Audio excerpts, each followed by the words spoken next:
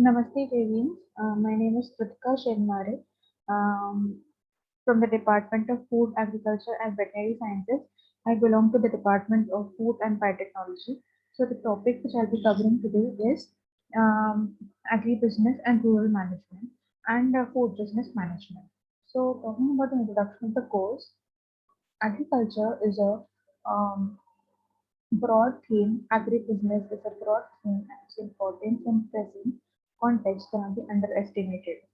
India, being an agrarian economy, is having global advantage in terms of highest production in significant commodities. Whatsoever in the context to market and business, we are lacking behind. Moreover, depletion of natural resources and increasing population, exhaust food system has shifted the importance of modern linkages from various farm commodities. Okay, in purview of same, it becomes necessary to all the learners about the environment where agribusiness is conducted and various micro as well as macro environmental forces and its impact on agribusiness. I hope this is very clear to you. So, talking about the course objectives, the course objective is to provide a learning exposure to students about the environment where agri-business is conducted and the food business is conducted, right? Also to enable students to understand the policy environment, public, private property, uh, policy domains, and agri and food subsector analysis, right? To enable students to appreciate the range of possible government agri-business sector interventions, right? So, talking about the methodology, the this lecture will have an emphasis on uh, presentation. The lecture regarding this will be supplemented by group discussions further when we'll be meeting together and case studies. Okay, so the evaluation will be based on group discussions and your consent and your opinions regarding different problems faced by the food and agri businesses.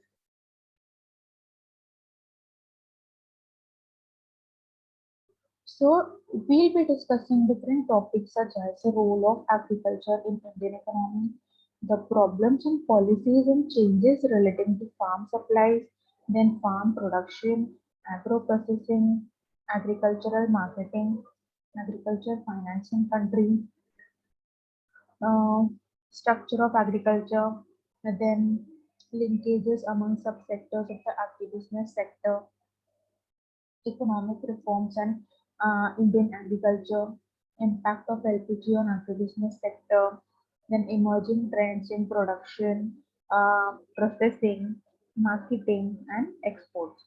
The policy controls and regulations related to the industrial sector with specific reference to the agro and food industries. So the agribusiness policies and concepts and formulations, the new dimensions in agribusiness environments and policies, then agricultural prices and marketing policies, EBS and other policies. So these are the topics which will be, seen in brief. So there will be different learning outcomes which will be coming through. That is various linkages of agribusiness in academic industry and public sector. Then developing a policy paper, then relationship in different components of agribusiness and predicting trends in other domains. Right.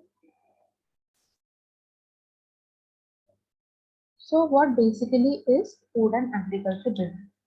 So talking about India, India comprises about 2.4% of the world's geography, 4% of the water resources, while it needs to sustain 17% population and 15% of the livestock of world. Now, tell me one question. Tell me one answer me this question. Can agribusiness serve as a contributor in its transition from an agrarian economy to the world's food factory? More than 570 billion farms, majority small holders owning around 2 hectares or less.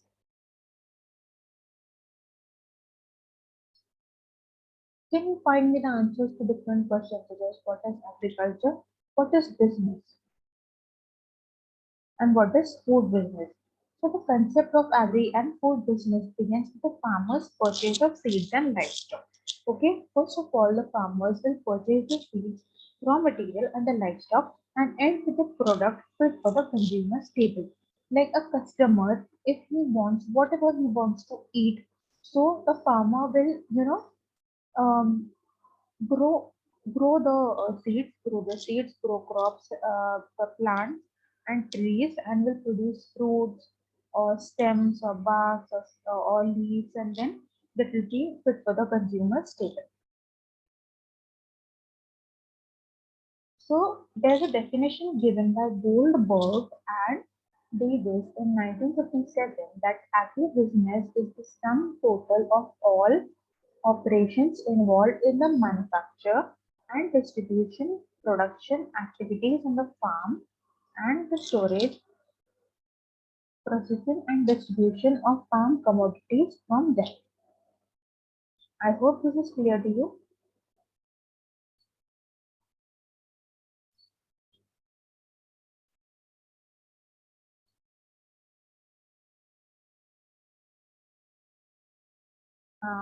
I hope this is clear to you.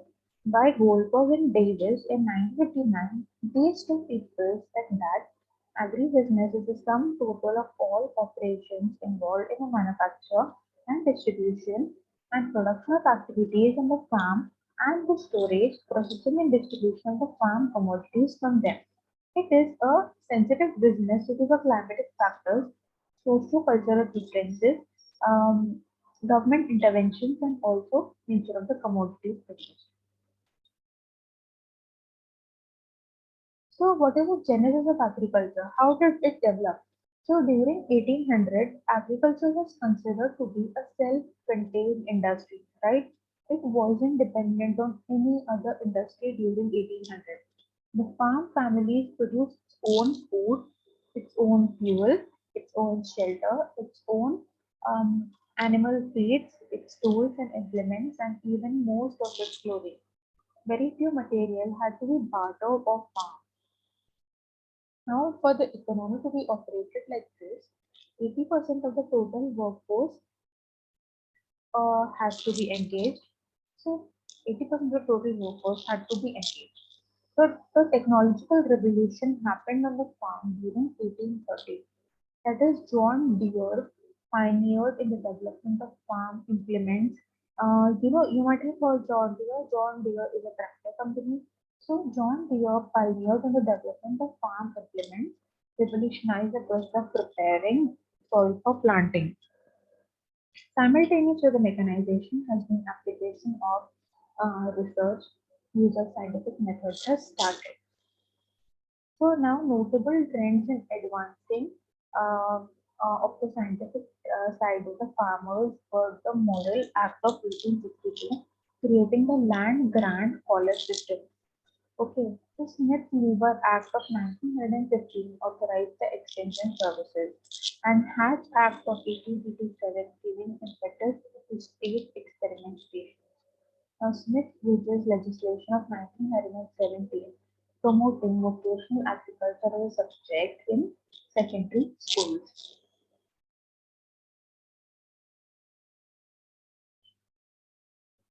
Now, the technological revolution of the farm. We'll see how the technological revolution of the farm started. First, previously everything was very natural. It was done in a very natural way. But then, due to the over consumption, over demanding of the produce, technological support had to be taken. So, development of commercial facilities for handling, storage, processing, and distributing farm commodities and products made their strong.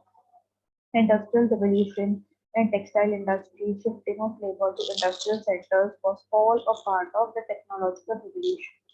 The concentration of population in industrial centers created a corresponding need for moving food from the farm to urban areas. In 1957, agricultural employed about 12% of the workforce in contrast to 76% in 1820 and 59% in 1860.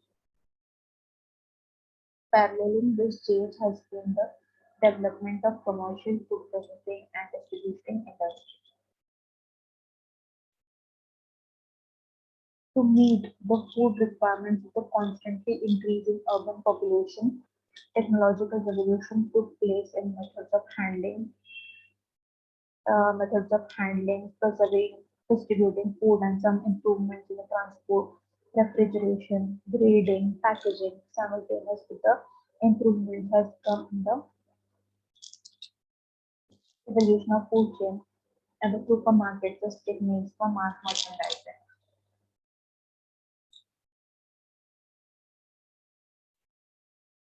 The second phase of farm technological revolution has evolved from the increasing tendency of farmers to utilize production supplies originating from off-farm. The farmers started purchasing equipment from industrial firms used of more scientific knowledge.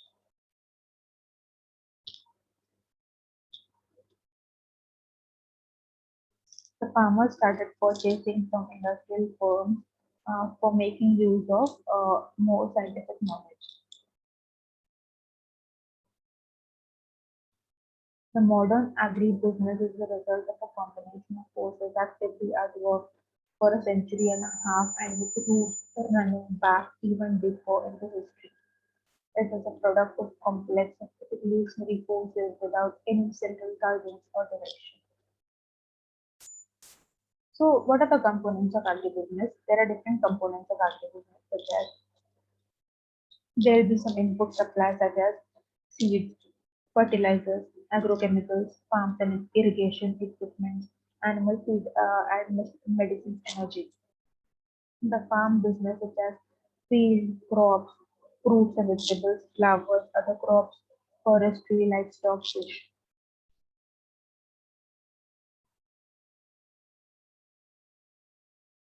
The processing of the farm business items include food items, beverages and drinks, textiles, other processed products.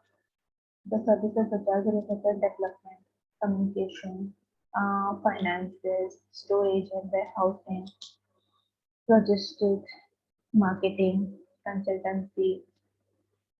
So, what do we think of a food system? Do we need to change our food system?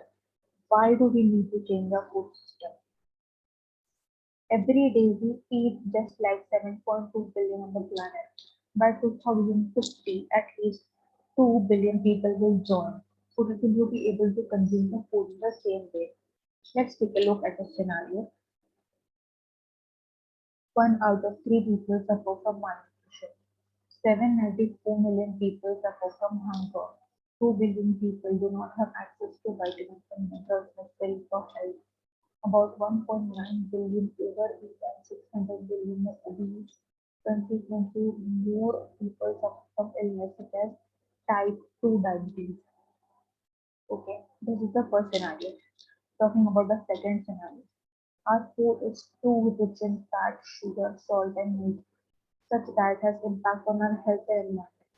Increase in heart disease and high GH gases from meat production.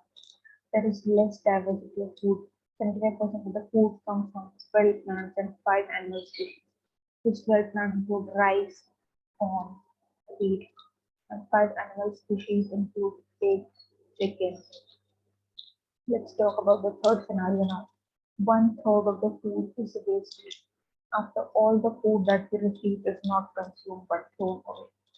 The fourth scenario is depletion of natural sources, that is 33% of the soil are degraded. Biodiversity is threatened and many plants and animals are endangered. Such limitations clearly show that food system must be transformed. Each step of food system needs to be adjusted to ensure healthy food to population while limiting harmful environmental impact. Most importantly, it is to bring all the stakeholders together to examine all the points to work effectively. Agro-based industries. Talking about the agro-based industries, they are categorized into four clusters such as input supply, agri-production, processing, and agri-services. The input sector, it provides producers with seed, credit, machinery, fuel, chemicals they need to operate. The high quality often leads to efficiency. The agriculture production sector aims at producing crops, livestock, and other products. This sector has been the cause of much of the change in agribusiness, particularly in terms of technology. So, talking about the agro processing or the food processing, it contains grains, pulses, milling, fruits, vegetable processing, bakery items, ethnic foods, edible oils or fats, milk and milk products, beverages, fish, poultry, poultry products, meat and meat products, alcoholic beverages. The allied agro-processing include cotton textile, sugar industry, jute industry, paper industry.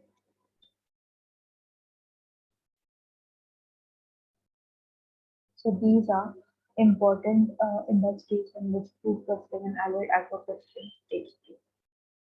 So the services in agriculture businesses include public sector, private sector, and free agents. Public sector includes ministries, ICAR, that is, Indian Council of Agricultural Research, R&D, credit marketing, and the free agents include agriculture and horticulture graduates. So this is this is it in the first session. In the next session, we'll be continuing the same topic, that is food and agribusiness management. Um, Thank you.